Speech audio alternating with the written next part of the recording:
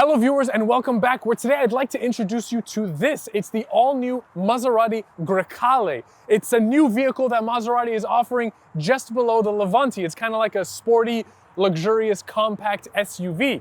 This car is the Trofeo trim. It's the highest of the bunch. It's actually also a Prima Serie, which is a limited production run to kind of introduce the Grecale into the market. So they're only making 1,000 of these, and this one is finished in a magnificent Giallo Corsa. So we'll take you through the exterior styling on this car, the very modern, beautiful interior as well. We'll talk about the specs, and at the end of the video, we'll take it out for a real quick first impressions road test to see what this car is like to drive. Now I want to start by talking about the exterior styling, but before I do, I need to make some clarifications because Maserati is an Italian brand, which means they don't conform to anything. They do everything their own way. So all of the different trims have their own unique names. You're not going to find things like the base model, the LE, the LX, the Sport. Nothing so derogatory. It's going to have its own little Italian flair. That being the case, a base model Maserati is the GT. Moving along the line, you're going to get the Modena, and then onto this, the Trofeo, which is the more performance-oriented trim. This is going to be the most powerful variant of the Grecale, but we'll talk more about that when we get to the specs. Onto the exterior styling. Headlights on this car, when I saw the initial press release, I thought they looked kind of small, but in person they're much more proportional to the body of the car onto the front grille. This is going to look very similar to that of the MC20, Maserati's mid-engine supercar, and that looks fantastic. You have the Maserati Trident in the center. Compared to the GT, the base model, the Trofeo has a different front bumper, and that's going to give you things like larger functional grills on the bottom part, as well as some carbon fiber for the front splitter. Moving along to the side profile of the Grecale Trofeo, and there are some notable changes between this and a standard GT, but one thing that's consistent across pretty much all Maseratis is this iconic triple gill vent design. Now, I don't quite know what the function of those gills are, but I know that they serve some kind of a function. You also have a badge up here to let you know what trim you have. This one obviously is the Trofeo, but if it's a Modena or a GT, it will say that instead. The standard GT model will have 19-inch wheels, but you can option out for 21s if you'd like. With the Trofeo, they come standard with 21-inch wheels, and you have two different styling options. Interesting fact, with all modern Maseratis, they've actually incorporated the Trident design into the wheel spokes. So if you pay attention, every third spoke builds out that Trident style. The GT has a much less noticeable side skirt. The Trofeo sticks out a bit, and it's carbon fiber. Door handles on this car aren't actually physical door handles. It's just electronic wizardry. I have noticed no issues with lag or responsiveness. They work extremely well. And also on the rear quarter panel, you have the Maserati Trident as well. Moving finally to the rear of the Grecale, and the taillights, again, they remind me of the taillights on the MC20 supercar, obviously applied to a different body. Compared to the standard GT, the Trofeo has a different rear bumper, and again, it is carbon fiber, as well as quad square-shaped exhaust pipes, where with the GT, they are circular. Obviously, this is an SUV, so it is a hatch design.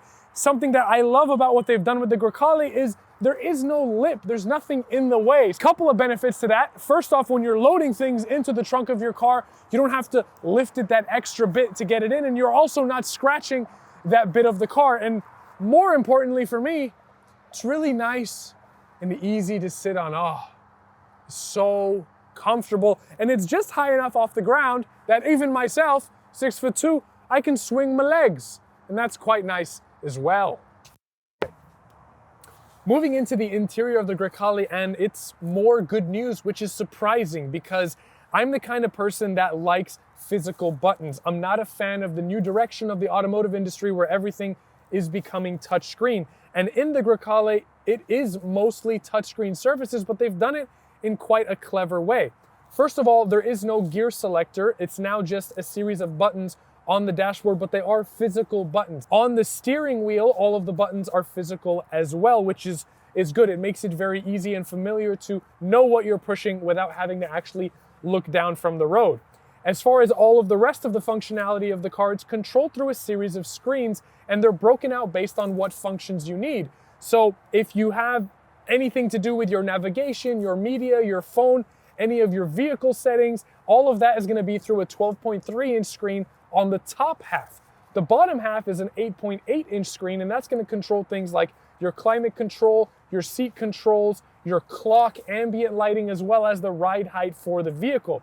This being the Trofeo package, you have the active suspension. So depending on the different driving modes that you select, it will stiffen itself, increase or lower your ride height. It's pretty cool because if you go into the vehicle setting and you have your Drive Mode Explorer, you can cycle through all of your different driving modes, and it has a little meter to tell you how it's going to react for your responsiveness, your stiffness, your electronic controls, acceleration, and your efficiency. You have your technical gauges. It's going to tell you things like your turbo pressure, your torque. You have your torque management to let you know how much power is being sent to each individual wheel. You've got a drag racing information, your off-road information to give you your pitch, roll, your ride height, as well as all of your accessory gauges for your oil temperature, transmission temperature, your battery's health. It's got everything that you need so you can monitor all of the different analytics of your car right from the central infotainment screen. All of that is great. Some really cool features.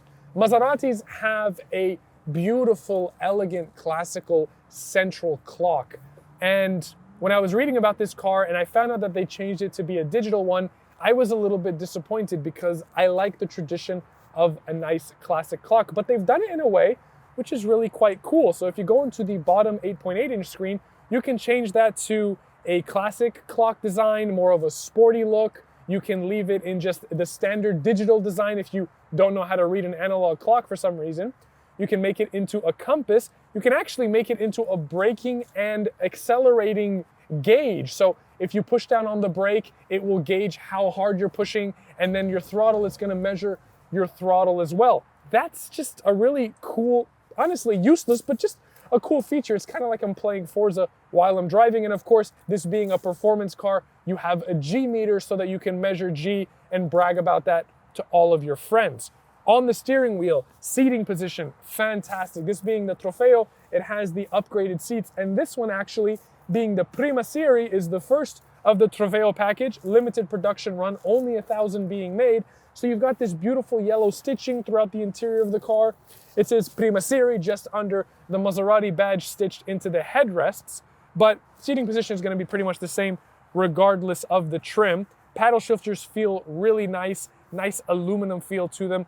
Your start-stop button is on the steering wheel, as are your driving mode selector and your suspension settings, and you have the rest of the normal stuff for active cruise control and that sort of thing. The buttons feel a little bit plasticky for the start-stop, as well as the suspension controls, not as firm and robust as I would expect for a car of this price point. And also, this is the Trofeo, which is the highest trim for the Grecale, and you would expect certain things to just come as standard, especially when you consider how expensive this car is. But things like a heads-up display, your 360 surround view camera, your ventilated front seats, even aluminum pedals, all of those are still optional extras even on the Trofeo, and I kind of would have felt like all of that should have been standard because this car is quite expensive, but we'll get to that in a second.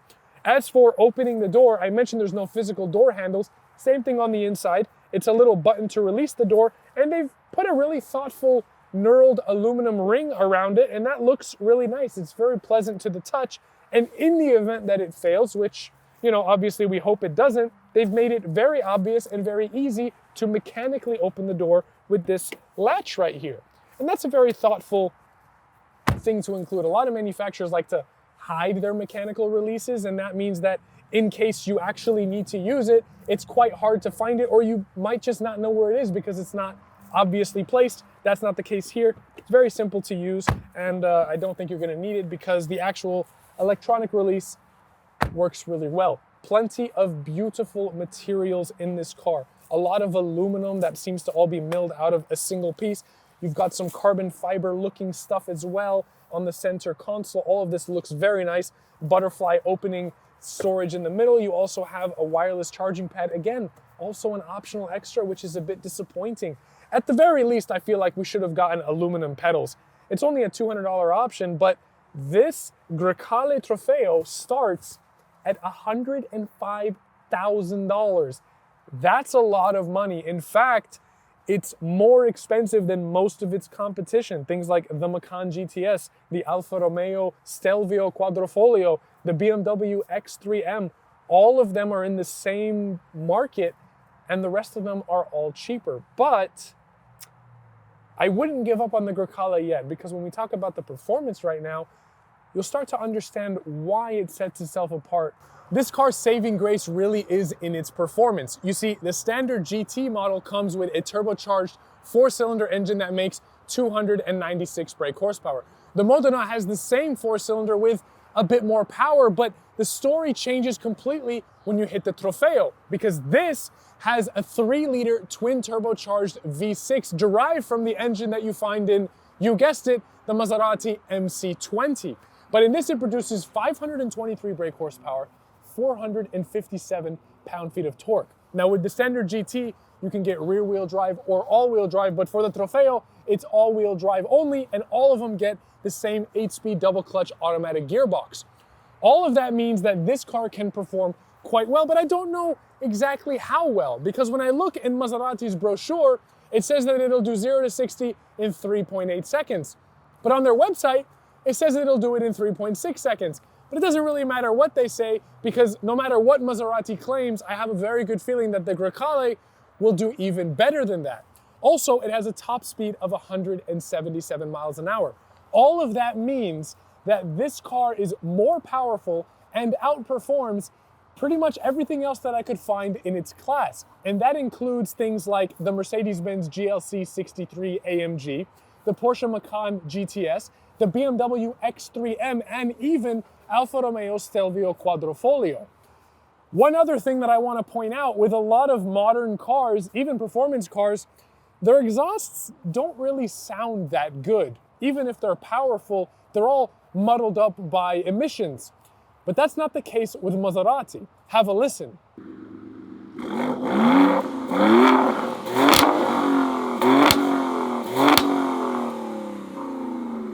So it sounds good, it performs absolutely amazing. So from everything that I've said so far, it kind of justifies its higher price point.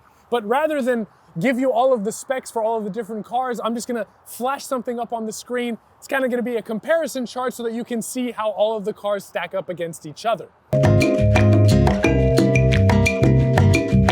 What I'd really like to do now is take this out to get a first impression of what the Grecale Trofeo is like to drive. These Italian brands have done an amazing job at making flappy paddle gearboxes feel very engaging, very enjoyable, and it makes you miss manual transmissions a little bit less. Especially with this car, the aluminum paddle shifters feel fantastic, and I like that they are stationary. With some cars, they move with the steering wheel, and I'm not a big fan of that, but that's not the case here. In Corsa mode, the suspension does get a little bit stiffer, so you definitely feel the bumps in the road a little bit more. Nothing wrong with that though. Again, this is the Trofeo. It's the more performance-oriented version of the Grecale, so you should expect it to have a little bit more rawness to it. And again, if you wanted it to be a little bit more daily drivable, you can just switch it back into comfort mode and drive it like a normal SUV. But the nice thing is you have the option of putting it in Corsa mode, and then it's insanely fast. I'm just going to turn the AC on because it's quite toasty in here. My first impressions of this car are very good. It feels lively, you know, it feels like a sports car, which is high praise for something that has the usability and practicality of a small SUV.